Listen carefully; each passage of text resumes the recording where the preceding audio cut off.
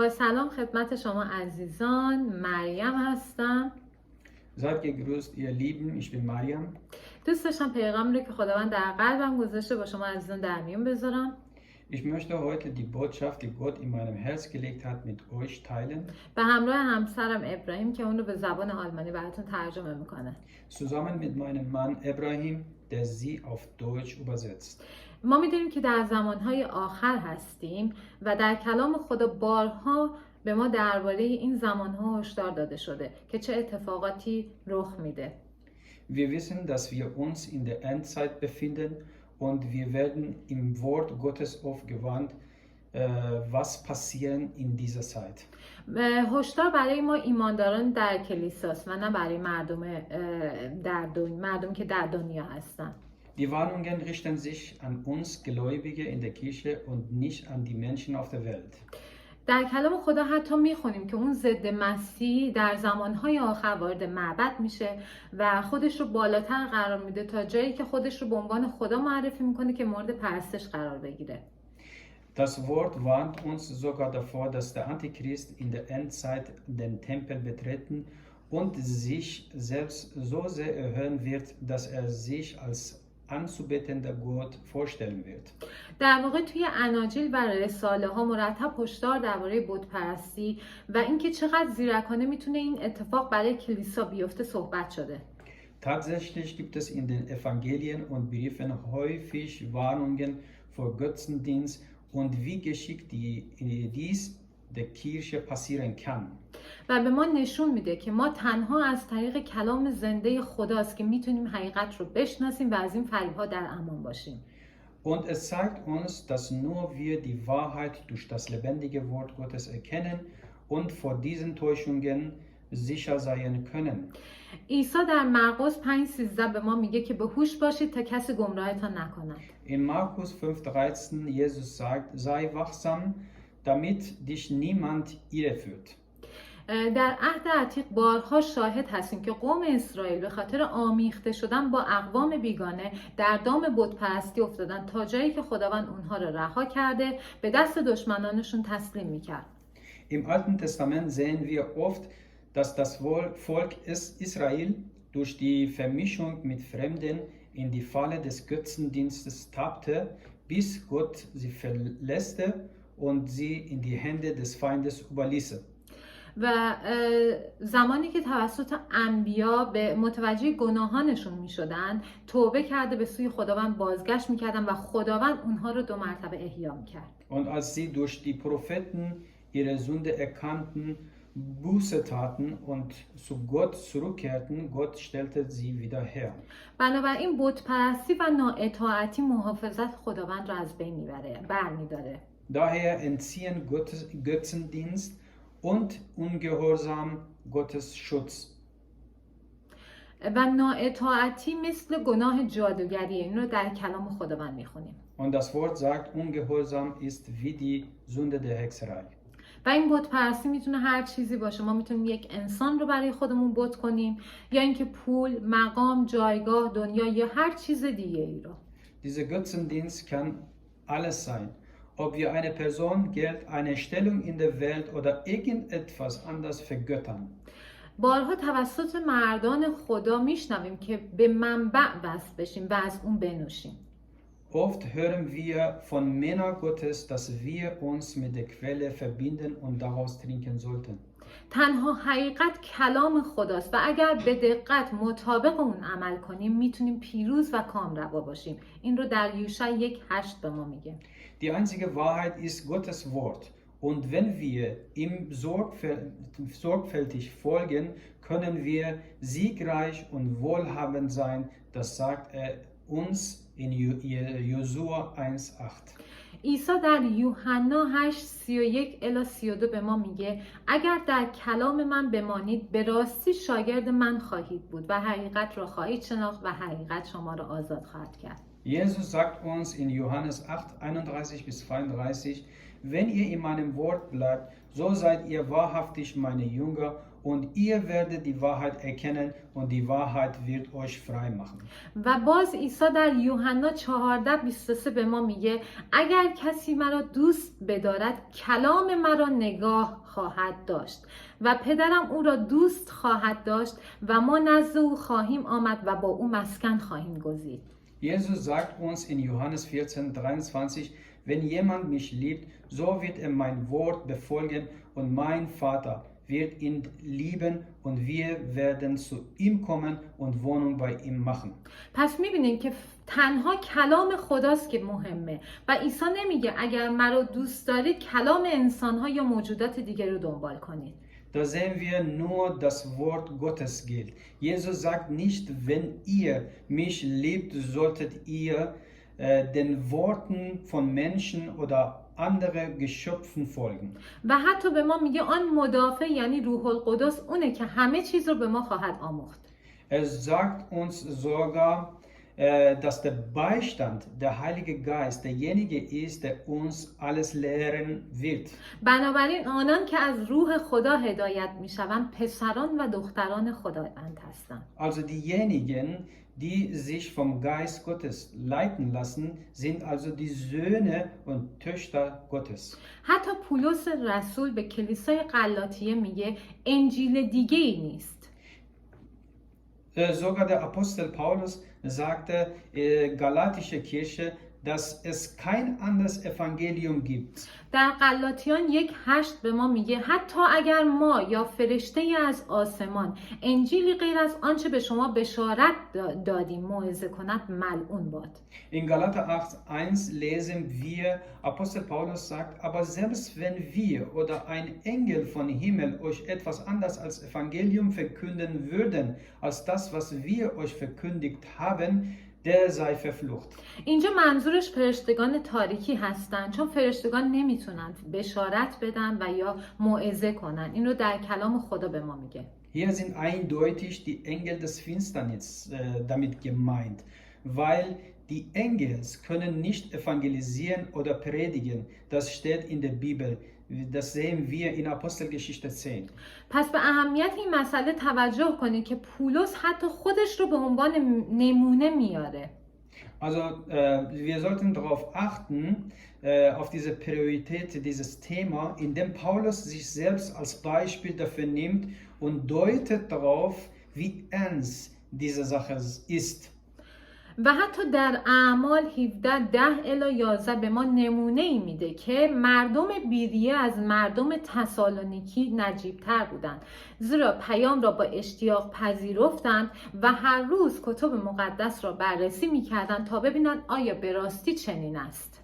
Und selbst in der Apostelgeschichte 17, Apostel Paulus gibt uns ein Beispiel dafür, dass die Leute von Beröa edler waren als die Leute von Thessalonich, weil sie die Botschaft mit Eifer aufnahmen und täglich in den Heiligen Schriften forschten, um zu sehen, ob es wirklich so war. پس می‌بینیم پولس داره به ما میآموزه که حتی شخصی مثل پولس که تعلیم میداد میبایست تعالیمش با کلام خدا مطابقت داده میشد. Also wir sehen, dass Apostel Paulus versucht uns das beizubringen, dass selbst eine Person wie Paulus, der Lehrte, musste seine Lehre im Einklang mit dem Wort Gottes stehen müssen. ما در کتاب مقدس حتی میبینیم که مرد خدا هم میتونه اشتباه کنه مثل سموئیل نبی. Sogar der Mann Gottes kann Fehler machen, wie der Prophet Samuel. این که ما نمیتونیم همه چیز رو ببینیم فقط خداست که از همه چیز برای ما باخبره. پس تنها اون چیزی که خداوند به ما میگه درسته و حقیقت داره. Also wir können nicht alles sehen, nur Gott weiß über alles über uns Bescheid. Also das Wort, also das was Gott uns persönlich sagt, soll immer für uns im Vordergrund stehen. بنابراین نتیجه میگیریم که ما فقط توسط روح خدا و کلام خدا میتونیم به حقیقت برسیم و در راههای راستی هدایت بشیم. Deshalb, das lässt sich so erklären, dass wir nur durch Gottes Geist und Gottes Wort zur Wahrheit gelangen und uns auf dem richtigen Weg leiten lassen können. و این روح در درون ما ساکنه.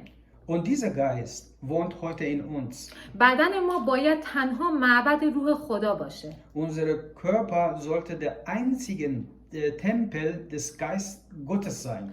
در کلام میخونیم مسیح و بلزبول را چه توافقی است. Wir lesen im Wort, dass was hat Christus mit Belzebul zu tun? معبد خدا و بت‌ها را چه سازگاری است. Was für eine Vereinbarkeit gibt es zwischen dem Tempel Gottes und Götzen? نور را با تاریکی چه رفاقتی است. Was für eine Freundschaft gibt es zwischen Licht und Dunkelheit? پس میبینیم یک جدایی بین اینها وجود داره. Also wir sehen hier, dass es eine Trennung dazwischen gibt. مسیح در منه. Christus ist in mir. دیگه چیزی بالاتر از اون نیست که ما در درونمون داریم. Es gibt nichts Höheres als das, was wir in uns haben. ما نسبت به عهد عتیق در مرحله بالاتری قرار گرفتیم و اون سکونت روح خدا در ماست. Wir befinden uns also auf einer höheren Ebene im Vergleich zum Alten Testament und das ist das Einwohnen des Geistes Gottes in uns. پس دیگه پسروی نمی کنیم. Wir werden also uns nicht mehr abwärts bewegen. فرشتگان روح القدس رو ندارن. پس اراده و قلب خدا رو برای ما نمیتونن بدونن. اینو پستر بنهین تعلیم میده. Engels haben nicht den Heiligen Geist. Daher können sie Gottes Willen und Gottes Herz für uns auch nicht wissen und nicht kennen. Das lehrt uns auch der Pastor Benehin. اونا برای خدمت به ما هستن و از خداوند فرمان میگیرن و مراقب ما هستن که مبادا پای ما به سنگ بخوره. Sie sind da, uns zu dienen. Sie nehmen Befehle von Gott entgegen und wachen über uns, damit unsere Füße nicht auf einen Stein stoßen. ولی رازهای خدا توسط روح القدس که از اعماق خدا با خبره فقط به ما داده شده که ما جلال پیدا کنیم. Aber die Geheimnisse Gottes werden uns durch Heiligen Geist offenbart, der den tiefsten Gedanken Gottes kennt, damit wir Herrlichkeit finden. فرشتگان نمیتونن ما رو تعلیم بدن بلکه روح القدسی که ما رو تعلیم میده. Engel können uns nicht lehren, aber Gottes Geist lehrt uns. حتی این امکان هست که شیطان خودش رو به شکل فرشته نور در بیاره و ما رو از اون راه درست و راهی که باید توش قرار بگیریم ما رو منحرف کنه. Es ist sogar möglich, dass der Teufel sich als Engel des Lichts verkleidet und uns vom rechten Wegen abbringt. در اول تیموتائوس 4:1-2 به ما حتی هشدار میده که مراقب باشیم که از تعالیم دیوها و روح‌های گمراه کننده پیروی نکنیم. In 1. Timotheus 4:1-2 werden wir sogar vor den Lehren der falschen Propheten und teuflische Geistern gewarnt. ولی تنها کلام خداست و روح خداست که به ما دروغ نمیگه. Aber nur Gottes Wort und Geist Gottes lügen uns nicht an. کلام میگه اون نمیذاره که پای تو بلغزه، اما چه موقع؟ Das Wort sagt, dass deine Füße nicht stolpern lässt. Aber wie geschieht so etwas? زمانی که در راههای راستی بمونیم و در کلامش بمونیم و اون کلام نوری برای راههای ما میشه که ما نلغزیم. Wenn wir auf dem richtigen Weg und in seinem Wort bleiben, wird dieses Wort zum Licht für unsere Wege, damit wir nicht abrutschen und stolpern. بنابراین اگر خدا ما رو علامت گذاری کرده، شیطان هم ما رو علامت گذاری کرده. Also wenn Gott uns markiert hat, hat uns auch der Teufel markiert. نه از طریق پول یا کار، بلکه از طریق کلام خدا. Nicht durch Geld oder Arbeit, sondern durch das Wort Gottes. تا از حقیقت کلام دورتون کنه و کلامی که خدا به شما وعده داده شده رو بدزده. Uns von der Wahrheit des Wortes abzubringen und damit das verheißene Wort von uns zu berauben. هدفش دور کردن شما از اون هدفیه که خداوند برای شما در نظر گرفته. Sein Ziel ist, uns von dem Ziel abzulenken, was Gott für uns geplant hat. پس حتی جایی که جایگاه روح القدس رو تغییر بدیم خودش در واقع یک گناه محسوب میشه و باید توبه کرد. Daher, wenn wir den Platz des Heiligen Geistes ändern oder seine Position versetzen, ist eine Sünde. Und hierfür müssen wir Buße tun. در کلام نمونه‌هایی از سرکشی و نااطاعتی قوم خدا به ما داده شده و اینکه چطور خداوند از طرق مختلف به خاطر رحمتش سعی میکنه که گناهانشون رو به اونها یادآوری کنه. به عنوان مثال ما در نهمیا 9:30 میخونیم که میگه سالهای بسیار با ایشان مدارا کردی و به روح خیش به واسطه انبیای خود به دیشان هشدار دادی اما گوش فرا ندادند. Im Wort Gottes werden wir uns Beispiele für die Rebellion und den Ungehorsam des Volkes Gottes gegeben und wie Gott versucht, es auf unterschiedliche Weisen an seine Sünden zu erinnern. Zum Beispiel in Nehemia 9:30 lesen wir, wie viele Jahre lang hattest du Geduld mit ihnen. Du ermahntest sie durch deinen Geist und sprachst du zu ihnen durch die Propheten. Doch sie wollten es nicht hören. چرا؟ چون متکبر بودن و احکام خدا را اطاعت نکردن.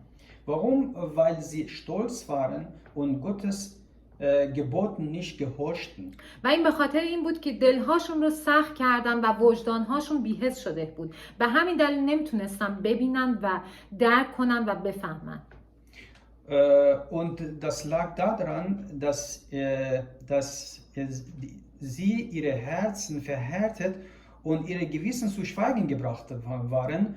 Und aus dem Grund könnten sie das weder sehen noch hören und verstehen.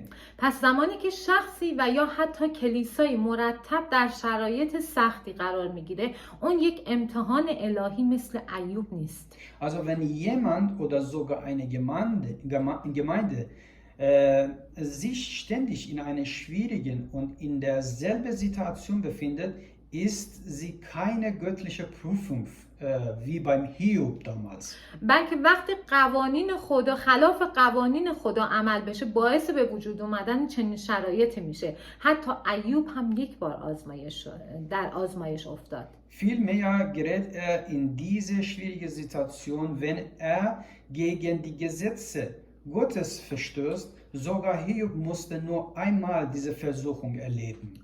در نهمیا 9:1-3 میخونیم در روز 24 همان ماه بنی اسرائیل روزه‌دار و پلاس در بر و خاک بر سر گرد آمدند.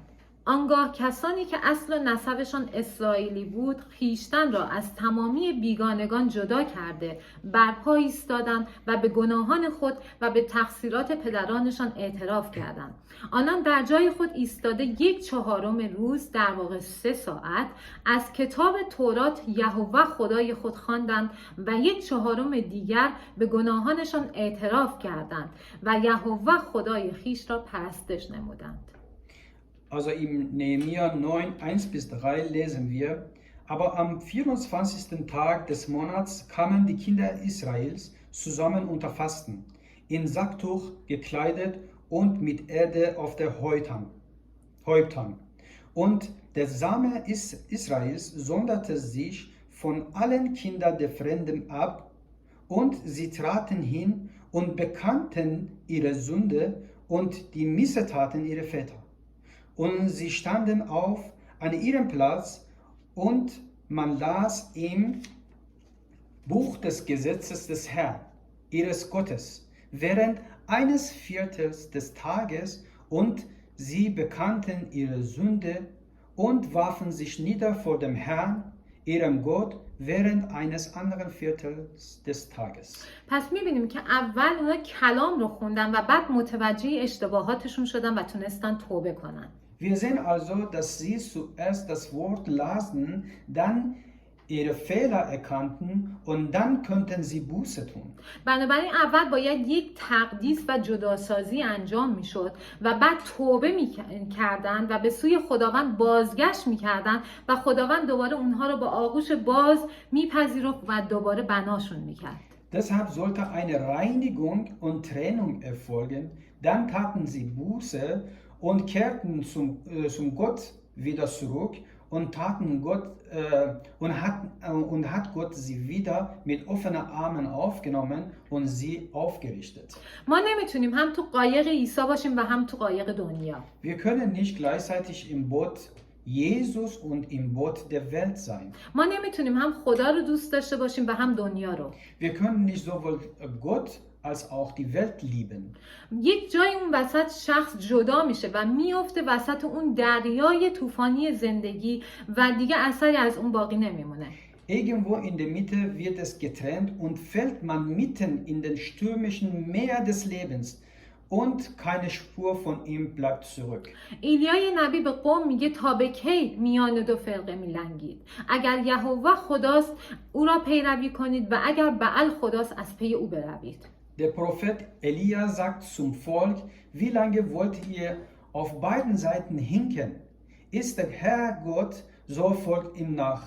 Ist es aber Baal, so folgt ihm. و حتی در کلام خداوند میبینیم که سلیمان با اینکه کسی مانند او نبود و محبوب خدای خیش بود، ولی زنان بیگانه اون را به گناه بتپرستی کشوندن. Und sogar im Wort sehen wir, dass König Salomo, obwohl es niemanden wie ihm gab und er von seinem Gott geliebt wurde, in die Sünde des Götzendienstes hineingezogen wurde, weil er sich mit der fremden Frauen vermischte. ولی خداوند دل شکسته و روح توبه‌کار رو دوست داره. Aber Gott gefallen zerbrochene Geistern und zerschlagene Herzen. پس دلمون رو سخت نکنیم و مثل داوود که زمانی که ناتان نبی گناهش رو بهش گفت، جامه از تن درید و گفت اگر خدا میدونه بذار کل دنیا بدونن، روی زانوهامون بریم و فروتن بشیم و توبه کنیم. Also lasst uns unsere Herzen nicht verhärten und wie David, als der Prophet Nathan ihm von seiner Sünde erzählte, zerriss er seine Kleider, bereute es und sagte, wenn Gott es weiß, lass es die ganze Welt wissen, lasst uns auf die Knie gehen, umkehren und demütig sein. ما در عهد جدید همه کاهنان هستیم. Im Neuen Testament sind wir alle Priester. پس همچون عزرا، نهمیا، دانیال که با اینکه ترس خداوند رو داشتن، ولی به خاطر گناه برخی از قوم روی زانوهاشون رفتن و گفتن خدایا ما و پدرانمان به تو گناه ورزیدیم. So wie Ezra, Nehemia, Daniel und andere Propheten, obwohl sie Gottesfurcht hatten, fielen sie wegen der Sünde einige Menschen auf die Knie und sagten, oh Gott, wir und unsere Väter haben gegen dich gesündigt. ما هم روی زانوهامون بریم و برای همدیگه شفاعت کنیم. Lass uns Buße tun, auf die Knie gehen und füreinander Fürbitte einlegen. ما همه اعضای یک بدنیم و اگر عضوی به درد بیاد بقیه اعضا هم به درد میاد. اینو قوم یهود اون موقع متوجه شده بودن. Wir sind Glieder desselben Körpers. Und wenn ein Glied wehtut, tut es auch den anderen Körperteile weh. Das hatte jüdische Volk damals gut verstanden. نگیم ما گناه نکردیم، ما پرفکت هستیم. اینم از غرور میاد و گناه هستش. Sagt nie, dass wir nicht gesündigt haben. Wir sind perfekt. Das kommt aus Stolz und ist eine Sünde. اما خبر خوش اینه که خداوند ما خداوندی رحیم و فیاضه. Aber die gute Botschaft ist, dass unser Gott barmherzig und gnädig ist. و میگه اگرچه گناهان شما چون ارغوان باشد همچون برف سفید خواهد شد. Er sagt, dass deine Sünde, auch wenn sie blutrot sind, weiß wie Schnee sein werden. Das ist Gottes Verheißung für uns. این وعده خدا برای ماست. بنابراین هر روز باید در کلام خدا تعمق کنیم و روح‌ها رو بیازماییم، مبادا توی این زمانهای آخر گمراه بشیم. Deshalb sollten wir jeden Tag über Gottes Wort meditieren und unsere Geister prüfen, damit wir in diesen letzten Zeiten nicht in die Irre gehen. باشه که کلام خدا به دولتمندی در تک تک ماها ساکن بشه Möge das Wort des Christus reichlich in uns wohnen in aller Weisheit. و مسیح رو دربر کنیم و هر روز بیشتر به شباهت مسیح در بیاییم. Lasst Christus in uns Fleisch werden und werdet jeden Tag Christus ähnlicher, und dies ist nur durch das lebendige Wort Gottes möglich. فیض مسیح با تک تک شما عزیزان و تا پیغام دیگه شما رو به دستان قدوس خداوند میسپارم. Möge die Gnade Christi mit jedem einzelnen von euch sein, und bis zur nächsten Botschaft überlasse ich euch den heiligen Händen Gottes. Shalom.